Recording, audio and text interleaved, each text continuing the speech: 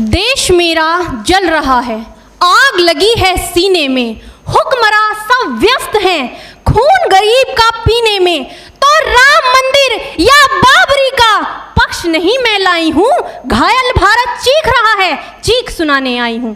परम आदरणीय सभापति महोदय, मंचासीन निर्णायक मंडल समिति एवं उपस्थित मेरे प्यारे साथियों, मैं आरक्षी खुशबू चौहान केंद्रीय रिजर्व पुलिस बल आज सदन की राय से असहमत होते हुए वक्ता विपक्ष में अपने विचार प्रस्तुत करूंगी। महोदय, दर्द हद से तब गुजरने लगता है जब मेरी आंखों के सामने ताज, पुलवामा, छत्तीसगढ़ में शहीद हुए जवानों के शत विशत अधजले शरीर के टुकड़े, रेत के टीलों से ऊपर जाती लाशों के ढेर और कश्मीर की खून से सनी लाल रंग की सड़कों के दृश्य सामने आते हैं। उस पर मेरे प्रतिपक्षी महोदय का कहना ये कि मानवाधिकारों की अनुपालना करते हुए देश से उग्रवाद और आतंकवाद को समाप्त किया जा सकता है। महोदय, अब तो हमारा तिरंगा झंडा भी हमसे ये पूछने लगा है कि क्या बात है भारत, आजकल फहराने से ज्यादा मैं कफन में दफनाने के क्यों काम आ रहा हूं।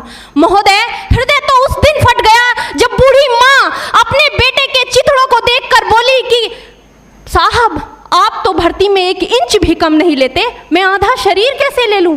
महोदय, आज इन मानवाधिकारों के कारण इन आतंकियों के बंगलों की आकाओं की नाकफनी हंसती है और शहीद हुए हमारे जवानों के आंगन की तुलसी रोती है। जब एक शहीद हुए जवान की विधवा की वेदना चीख चीख कर ये कहती है कि प्यार भी भरपूर गया, मांग का सिंदूर गया, नन्हे नौनिहालों की लंगोटियां चली गई, छोटी छोटी बेटियों की चोटियां चली गई और आपके लिए तो एक आदमी मरा है साहब, मेरे घर की तो रोटियां ही चली गई।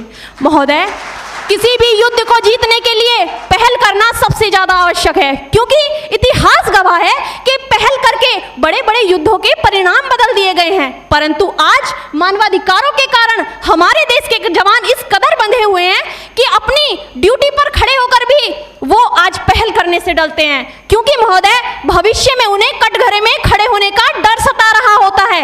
वो ये जानते हैं कि चाहे एक उग्रवादी की राइफल से निकलने वाली गोली को ये तय करना पड़े या ना पड़े कि वो किसे लगेगी, लेकिन हमारी राइफल से निकलने वाली हर गोली को ये निर्णय लेना पड़ता है कि चाहे वो किसी निर्दोष को लगे, दोषी को लगे या ना लगे, परंतु किसी निर्दोष को नहीं लगनी चाहिए। यदि ऐसा हुआ तो ना तो ये समाज हमें छोड़ेगा, ना ही तिल का ताड़ बनाने वाली ये मीडिया हमें छोड़ेगी। और महोदय, मानवाधिकार के तले किसी जवान को दबाकर युद्ध के मैदान में छोड़ देना कोई वीरता नहीं, एक आत्महत्या है।